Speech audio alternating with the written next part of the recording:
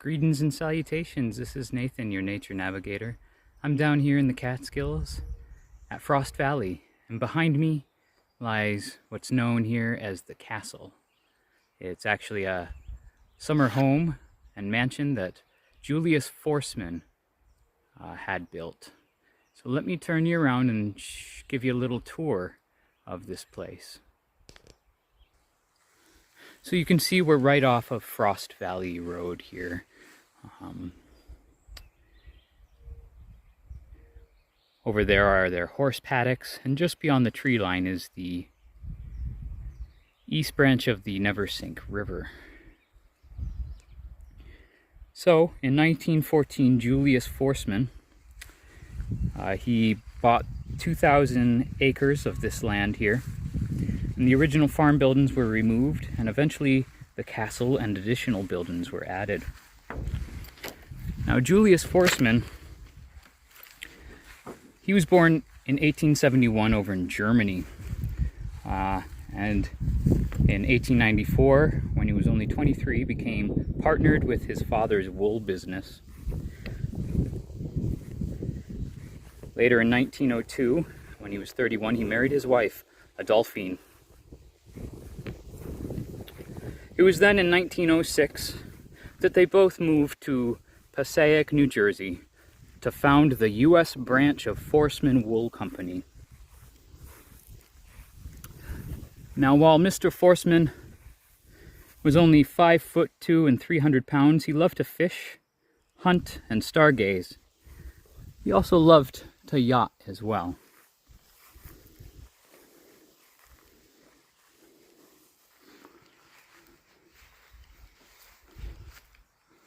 You can see the different levels of the castle here. This first floor was used by the servants.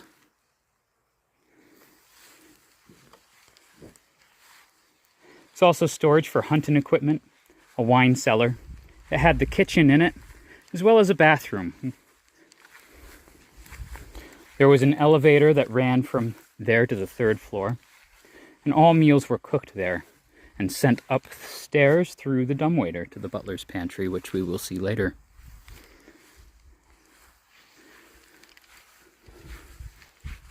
So this area behind the castle was actually once fenced in with these stone walls. Because Mr. Forstmann loved to hunt, he fenced in about 500 acres here, and then another 300 acres later on down the line. He brought in 27 deer, 20 from the Adirondacks and 7 from Michigan. That way they would be fed, and he'd have his own deer to hunt at any time. When the property was sold, the fence was opened, and there were approximately 200 deer that were released into the surrounding mountains. Over there is an ice shed, as well as a tool shed that they would have used.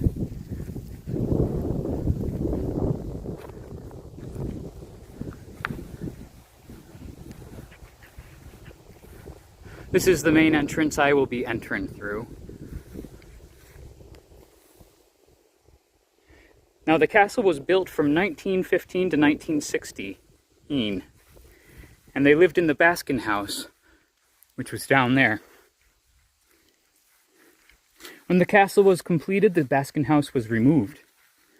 Now, to decrease the risk of fire damage, Julius built it on a steel frame with 6 inches of sand between each floor, and a fire hose was kept along the ice house, and fire extinguishers were found throughout the house. The electricity for the castle and surrounding buildings was supplied by a coal generator below the Biscuit Brook building that is now a lodge here at YMCA.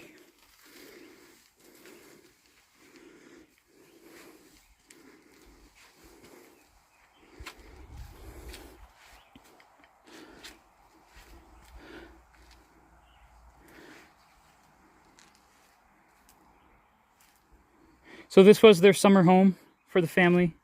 They'd stay about 4 months each year. The rest of the time they lived in New Jersey or New York City. The exception was in 1917 and 18 to avoid the flu epidemic. The children were even tutored in the castle that year. All right, let's join those who have entered this place as we go tour the first floor of the castle. So as we enter the hardwood floors, we need to take off our shoes. So I'll be doing that now. As we walk into this room here, you can see there's access to all the other rooms on the first floor and access to the second floor via the grand staircase. This used to be an old elevator that would be able to get Miss Forstmann around when she became a bit older. You can see we have historic photographs of what the area used to look like, as well as the Forstmann family and the workers that built this castle.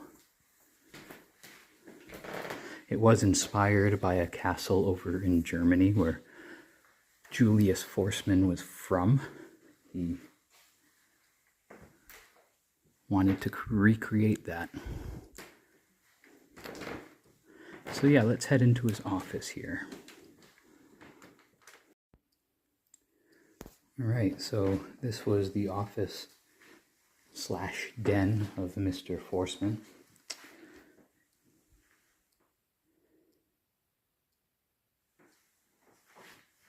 The walls are black walnut stained. This was Mr. Forstmann's business office while at home, complete with a private phone line.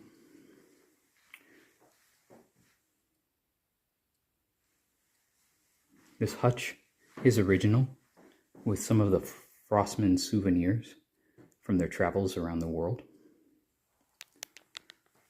You can see that this chandelier is hand-worked copper with cutouts of the suits from playing cards. The desk is original, made by H. Pallenberg in Cologne, Germany. And you see that humidifier, or humidor rather, where he held his cigars. Several cards and flies on the wall, as well as some more taxidermy. That is a picture of Mr. Forstmann and his wife. And here on the table, we have some of the Forstmann vintage wool. He was the man responsible for putting name or tags rather into your clothing so that you would know that it was 100% virgin wool.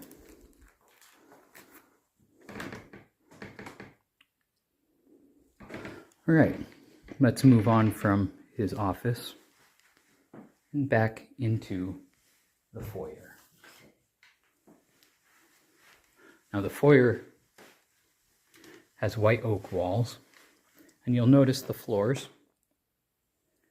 is teak with mahogany strips and butterflies. One is soft and the other hard, which complement each other through expansion and contraction. No screws or nails were ever used or have been added. All right, let's head into the music room. Now you'll notice as we enter how the ceiling is shaped for the acoustics of this room.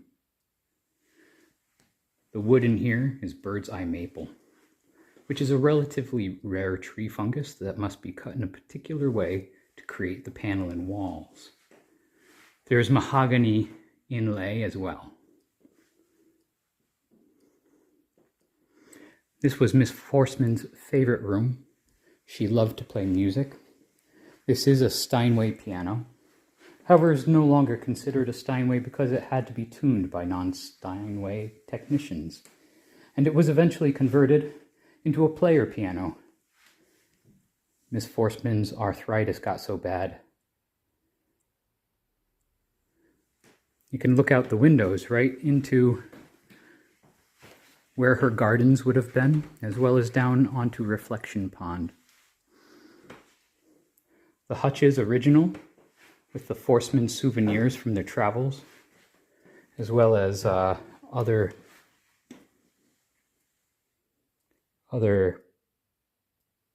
wool products that they had their company make. And then on the mantle here is the engagement photo of Julius and Adolphine.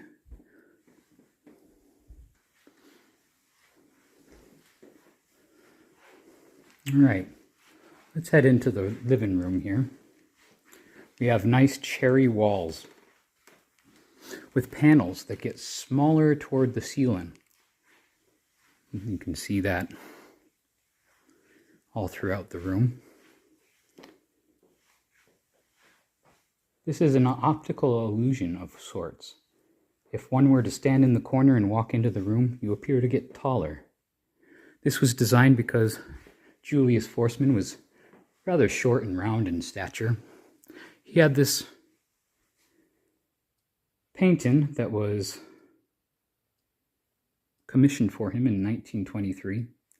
It's actually a reproduction. His grandson Teddy has the original.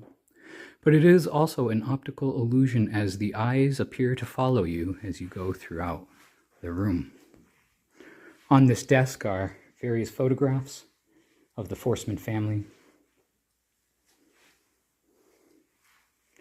And if you look, the chandeliers are hand-cut, Austrian crystal, strung on one strand, one of a kind, designed specifically for this house.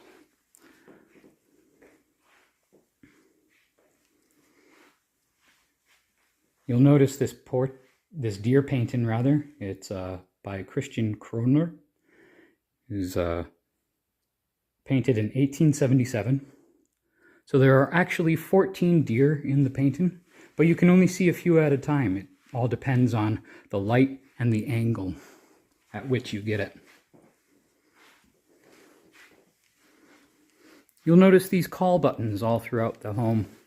They're made of mother of pearl, and we're connected to a call box for the servants. The servants' quarters and the kitchen were below. You'll also notice that the pocket doors that they had in order to separate the rooms.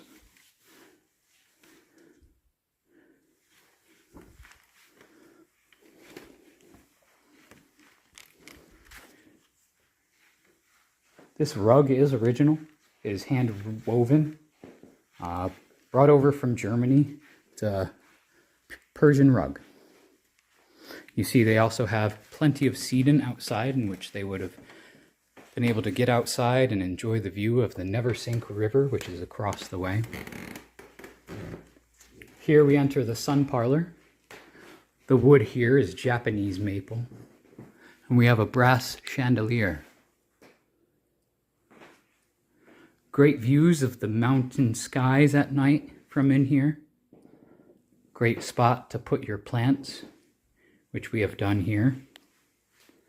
And entertain with tea as you get views of Slide Mountain, the tallest mountain in the Catskills, which sits at 4,180 feet. Frost Valley here sits at 1,900 feet above sea level. All right. As we enter into the dining room, we'll notice the white oak walls and the plates along the walls as well.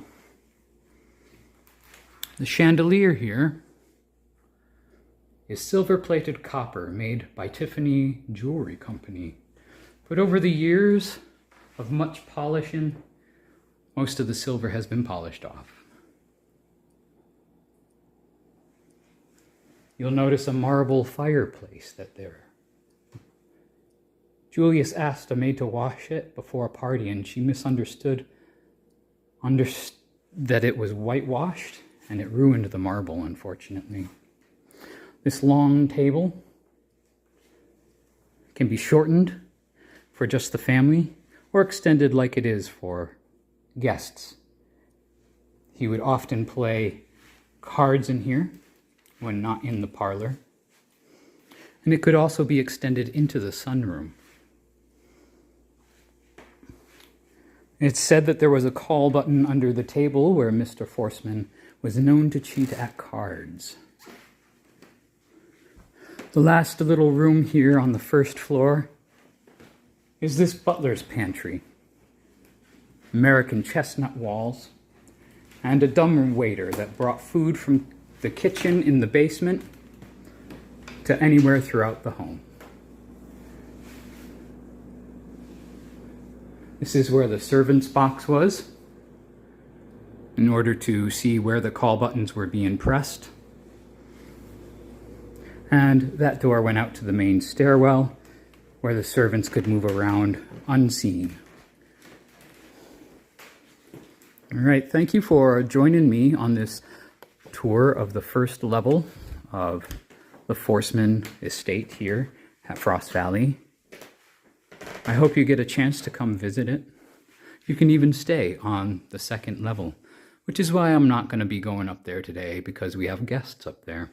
Eventually this place was donated in a sense. It was actually sold at a very reduced price by the Forstmanns to the YMCA, Camp Wawa Yanda. And it since then has become known as Frost Valley YMCA.